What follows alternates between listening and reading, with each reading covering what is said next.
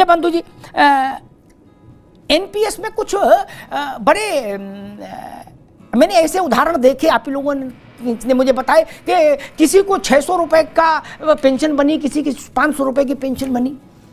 जी sir, अभी क्या गणित क्या है, क्या फंडा है? बड़े विद्वान लोग थे एनपीएस में, तो ये क्या, कौन सा अर्थशास्त्र ले आए?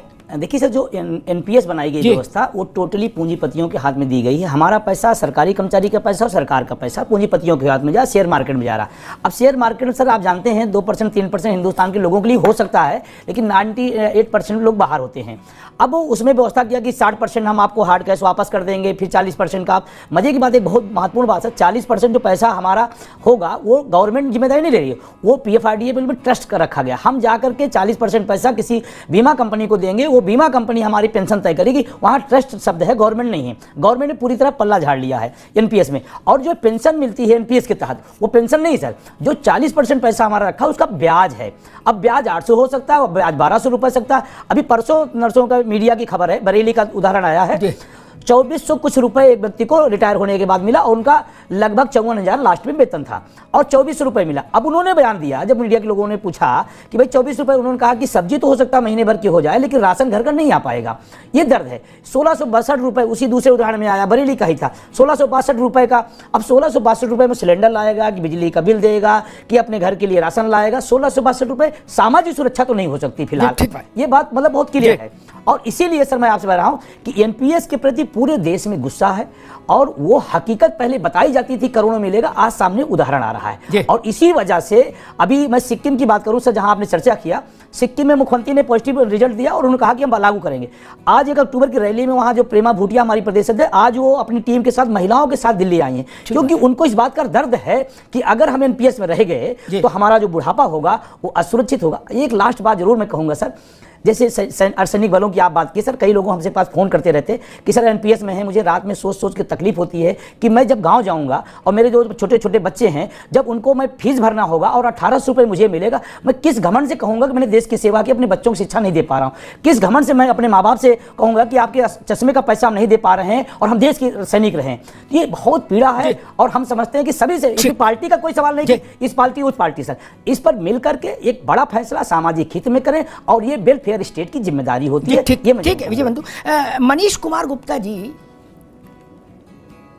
आपके संज्ञान के लिए कुछ बातें मैं सामने रखना जरूर चाहता हूं आपसे, मतलब आप जैसी विचारधारा के जो लोग हैं देश में, उनके सामने चीजें आनी चाहिए, है ना, तथ्य दुरुस्त रहने चाहिए। पीछे नहीं जाऊंगा, जवाहरलाल जी, इंदिरा जी, उधर नहीं जाऊंगा, क्या नई बात सुनो जो भूले नहीं होंगे कोई।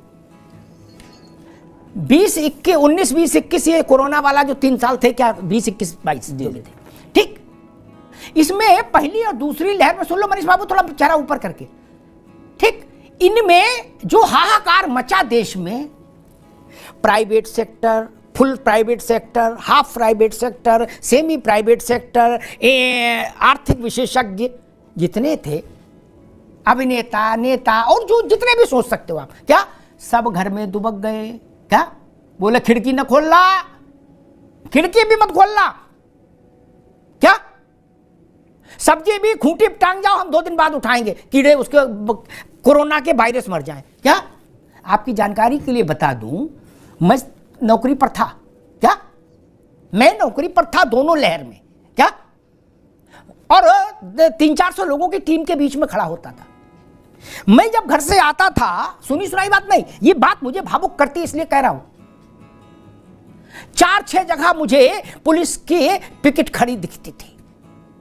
क्या उनकी आंखों में अपने बच्चों के लिए डर तो होता था, क्योंकि पेड़ से पत्ते की तरह आदमी टपक रहा था, मर रहा था, क्या, लेकिन वो थे पुलिस के सिपाही जवान, सफाई कर्मचारी उत्तर प्रदेश सरकार के थे।